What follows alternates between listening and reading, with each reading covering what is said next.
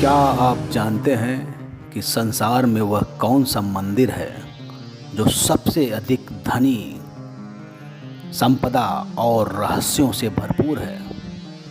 तो आइए आज जानते हैं उस मंदिर के विषय में। उस मंदिर का नाम है पद्मनाभ स्वामी मंदिर, जो केरल राज्य के तिरुवनंतपुरम नामक स्थान पर स्थित है। कुछ प्राचीन कथाएं और धर्मशास्त्रों के अनुसार बताया गया है कि यह मंदिर लगभग 5000 वर्ष पुराना है। जब मानव सभ्यता कलयुग काल में प्रवेश की थी, उसके प्रारंभ में ही यह मंदिर बनाया गया था।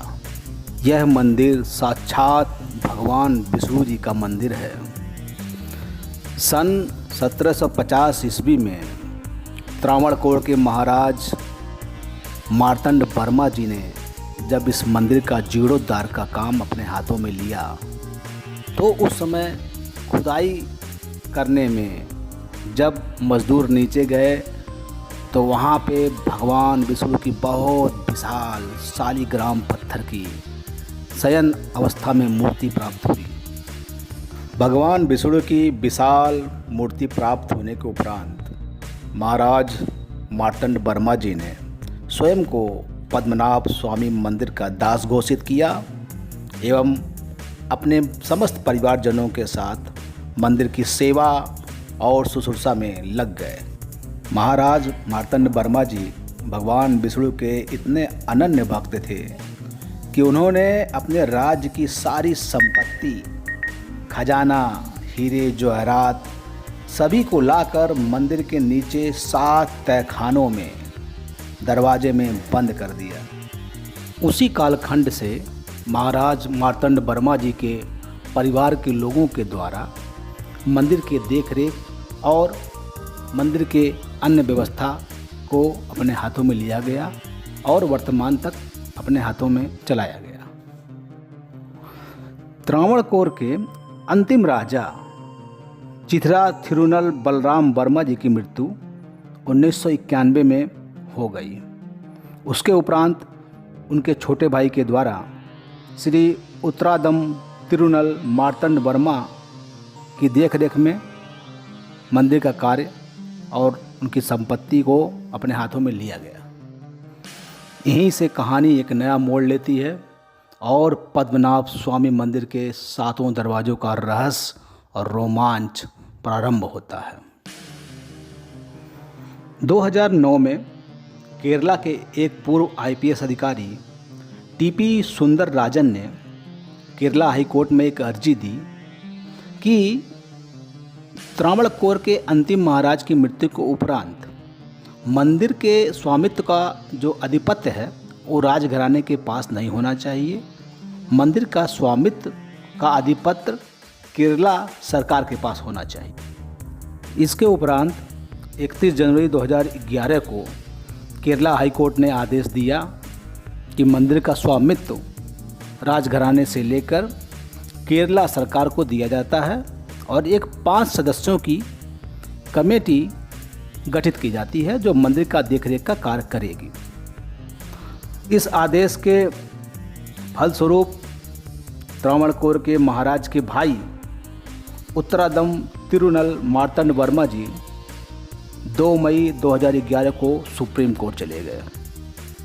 इसके उपरांत 2011 में ही 8 जुलाई को सुप्रीम कोर्ट ने बहुत विशाल फैसला देते हुए यह आदेश पारित किया कि मंदिर का स्वामित्व का कार्य और आधिपत्य किसके पास होगा, इस पे कानूनी लड़ाई और तारीख चलती रहेगी, किंतु उसके पूर्व मंदिर के 7 दरवाजे में चेंबर बी, जो एक दरवाजे का नाम है, उसको छोड़कर शेष 6 दरवाज़ों को खोला जाए और उसके अंदर के संपत्ति या जो भी कोई आभूषण मिलते हैं उसका आकलन किया जाए, उनकी समरी बनाई जाए।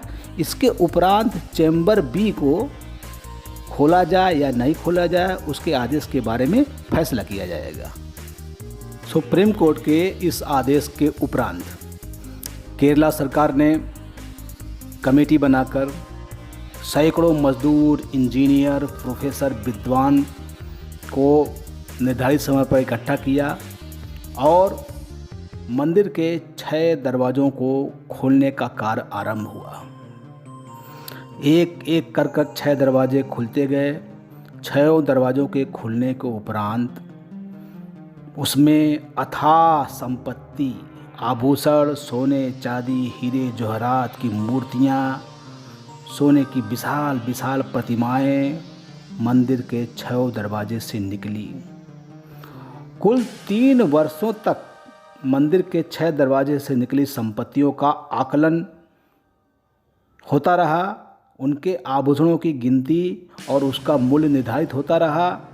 3 वर्षों तक कार्य करने के उपरांत जो मूल्य सामने आया उसकी कीमत, उस खजाने की कीमत 1,75,000 करोड़ से ऊपर की आंकी गई।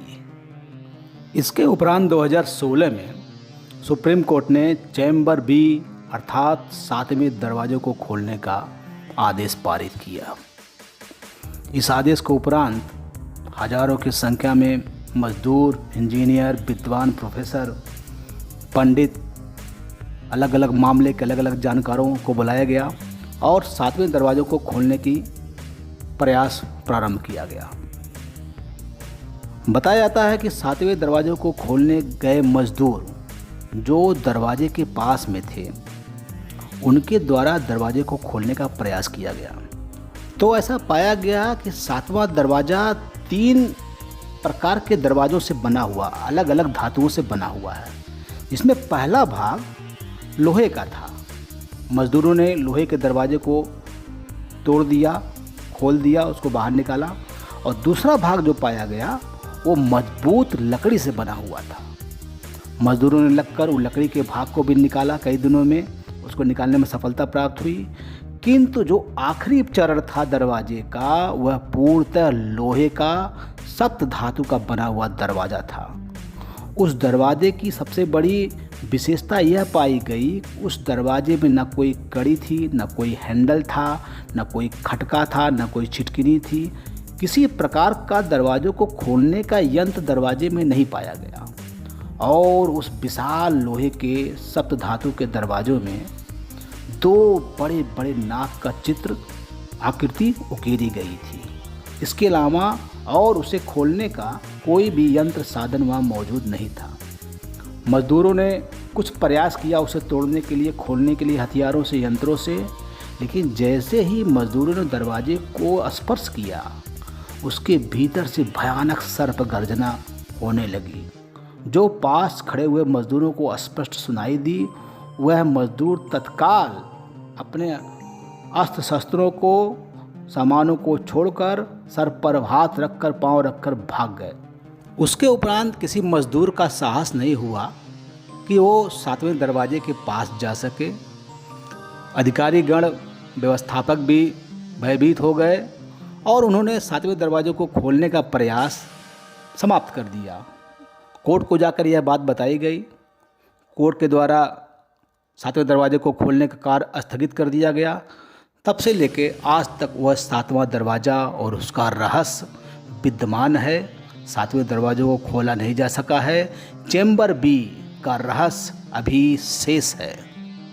त्रावणकोर के राजघराने का ऐसा कहना है कि 7वें दरवाजे में इतनी संपत्ति, इतनी खजाने राजा मार्तंड वर्मा जी के द्वारा उसमें रखा गया है कि जिससे भारत की सारी गरीबी मिट जाए।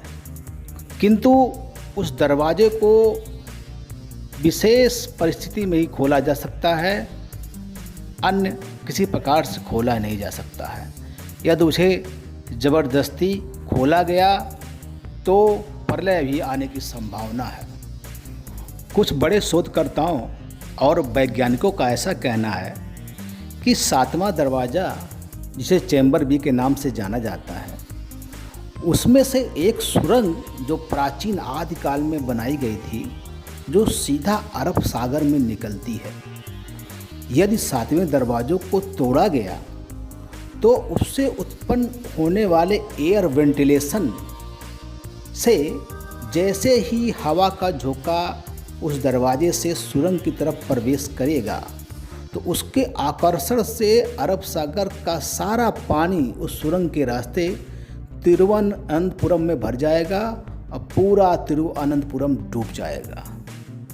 कुछ प्राचीन कथाओं में ऐसी मान्यता भी है कि मंदिर के 7वें दरवाजे में महाभारत काल के कुछ अभेद अस्त्र शस्त्र, ब्रह्मास्त्र इत्यादि मंत्रोच्चारण के माध्यम से सुषुप्त अवस्था में रखे गए हैं और यदि कोई व्यक्ति बिना उचित मंत्रों के उच्चारण के उसमें प्रवेश करता है या दरवाजे को तोड़ता है तो बहुत बड़े अनिष्ट की संभावना है, क्योंकि ऐसे अस्त्र शस्त्र जो महाभारत काल के थे वह मंत्रोच्चारण के द्वारा ही उनको आवेशित और प्रज्वलित किया जाता था, उसके अतिरिक्त कोई संभावनाएं नहीं होती थी। त्रावणकोर राजघराने के कुछ कथाओं के अनुसार ऐसी मान्यता भी है कि 7वें दरवाजे में खजाना रखने के उपरांत, क्योंकि खजाना इतना अकूत था, इतना विशाल था कि उस पर कई आसपास के लुटेरों का, राजाओं का उसके ऊपर आक्रमण करके आधिपत्य जमाने का प्रयास किया जाता रहा था। इसी कारण राजा मार्तंड वर्मा जी ने बड़े महंत और विद्वानों विशेषज्ञों के सहायता लेकर 7वें दरवाजे को कहा जाता है कि नाग पासम मंत्र की सहायता से 7वें दरवाजों को बंद किया गया है। नाग पासम मंत्र से जिस वस्तु को बंद किया जाता है उसे खोलने का एकमात्र साधन बताया गया है पुराणों में कि गरुड़ मंत्र के सही उच्चारण से ही नाग पासम को खोला जा सकता है। किंतु गरुड़ मंत्र की ऐसी विशेषता है, ऐसी महत्ता है कि गरुड़ मंत्र को पढ़ने वाला व्यक्ति यदि उसके उच्चारण में किसी प्रकार की त्रुटि करता है तो गरुड़ मंत्र को पढ़ने वाला व्यक्ति का मस्तिष्क तत्काल फट जाएगा, जिसके लिए आज तक किसी व्यक्ति ने गरुड़ मंत्र का जाप करने का प्रयास नहीं किया। गरुड़ मंत्र का जाप सिर्फ केवल सिद्ध पुरुष जिसने सिद्धि प्राप्त की हो और उस तपस्या में लीन रहा हो वही व्यक्ति गरुड़ मंत्र का जाप कर सकता है। इन्हीं सब कथाओं और मिथकों के परिणाम स्वरूप आज तक पद्मनाभ स्वामी मंदिर का 7वां दरवाज़ा खोला नहीं जा सका है। 7वें दरवाजे चैम्बर बी के पीछे का रहस्य आज तक विद्यमान है। भारत से विदेशों से कितने बड़े बड़े वैज्ञानिक, संशोधनकर्ता, विशेषज्ञ आते हैं, मंदिर की जांच और वैज्ञानिक शोध कार्य करते हैं, किंतु आज तक यह रहस्य विद्यमान है। आइए देखते हैं कि भविष्य के गर्भ में क्या छिपा हुआ है। वर्तमान में 7वें दरवाजे का रहस्य 8वें आश्चर्य से कम नहीं है। देखते हैं भविष्य में इसके ऊपर क्या कार्य होता है। सभी श्रोतागण का धन्यवाद।